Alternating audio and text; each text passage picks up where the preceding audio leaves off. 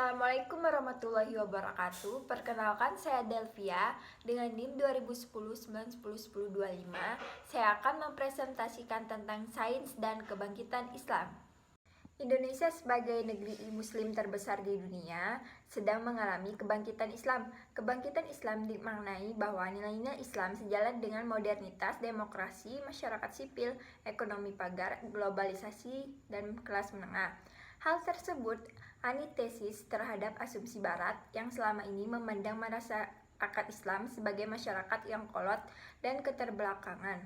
Antara pertumbuhan kehidupan muslim di Indonesia, ada salah satu yang terlewatkan adalah literasi sains. Mayoritas masyarakat muslim di Indonesia, 88% dari jumlah total penduduk Indonesia, maka rendahnya literasi sains sebagai dasar masyarakat muslim pada sejarah Islam sangat kaya dengan penemuan sains dan ilmu pengetahuan modern. Pada abad ke-11, Imam Al-Ghazali mengintroduksi dikotomi antara ilmu agama dan ilmu keduniaan. Mempelajari ilmu agama bersifat fardu ain bagi setiap muslim, sementara menuntut ilmu keduniaan hukumnya fardu kifayah yang dilakukan sebagian muslim saja.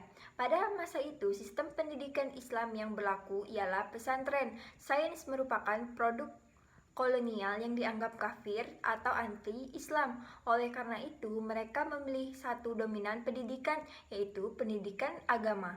Sementara ilmu keduniaan hanya sebagai dominan segelintir orang saja. Dan seorang tokoh muslim abad ke-20 Hindia Belanda yang memandang bahwa ada yang keliru dalam praktik dikotomis antara ilmu agama dan ilmu keduniaan. Sehingga umat muslim di Nusantara menjadi bodoh dan keterbelakangan. Seharusnya ilmu agama dan keduniaan menjadi kewajiban bagi setiap muslim.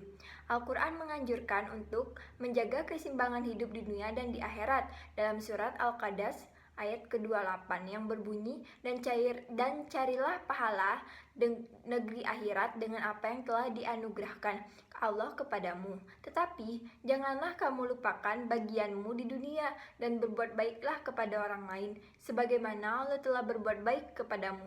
Dan janganlah kamu berbuat kerusakan di bumi. Sungguh Allah tidak menyukai orang-orang yang berbuat kerusakan. Modernisasi umat Islam. Umat Islam kini mengalami modernisasi. Semakin modern, masyarakat Eropa justru semakin sejalan dengan ide-ide sekularisme.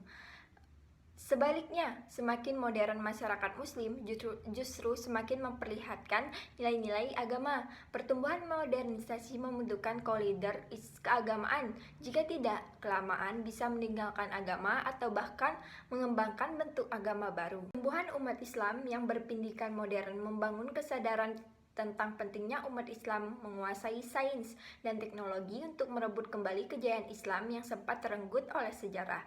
Sains dan teknologi merupakan instrumen paling penting dalam sejarah modern, dan hal ini menjadikan kebutuhan mutlak bagi umat Muslim untuk bergerak maju. Sekian dari presentasi saya. Bila ada kesalahan kata, saya mohon maaf. Saya akhiri. Wassalamualaikum warahmatullahi wabarakatuh.